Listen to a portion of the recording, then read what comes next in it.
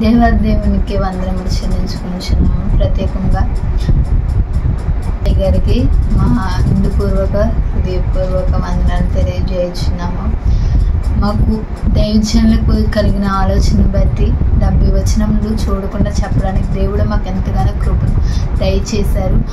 దేవుడు దైవజనులకు కలుగజేసిన ఆలోచన బట్టి మేము ఆ వాక్యమును మేము చూడకుండా చెప్పాలని పట్టుదలను మాలో కలిగించినందుకు దేవునికి వందనాలు చెల్లించుకుంటున్నాము.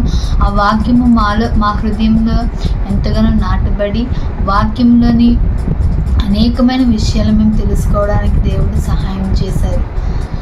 ఎక్కువ ఈ వాక్యంలో మనం చూసుకున్నట్లయితే ఎక్కువ ప్రేమ కలిగి ఎలాగూ నడుచుకోవాలో, ఒకరి ఎడలో ఒకరు ప్రేమ కలిగి ఎలాగూ ఉండాలో దేవుడు మాకు తెలియజేశారు. అలాగే దేవుని యందు నిలిచి ఉన్న వారికి ఎలా ఉంటుందో, దేవుని యందు నిలవలేని వారికి ఎలా ఉంటుందో, దేవుని యందు నిలిచి ఉన్నవారు ద్రాక్ష తీగ ఫలించే తీగ వలె ఉంటారని దేవుడు తెలియజేశారు.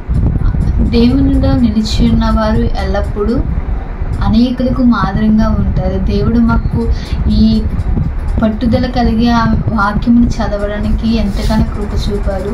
అటువంటి ఆలోచన దేవుడు దైవజనులకు కలిగజేసినందుకు ఎన్నో వందనములు చెల్లించుకుంటున్నాము.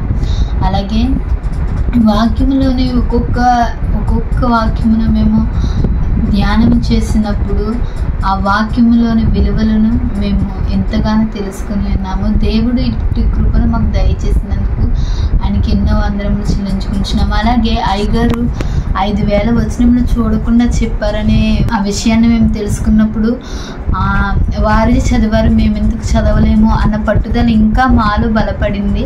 ఆ వాక్యమును 70 వచనములు మేము చదివినప్పుడు అవి వస్తుండగా మాకు ఎంతగానో సంతోషం కలిగింది. దేవుడు మాకు ఇట్టి అవకాశాన్ని కలుగజేసినందుకు ఎన్నో కృతజ్ఞతాస్తుతులు చెల్లించుకుంటున్నాము. అందరికీ వందనములు.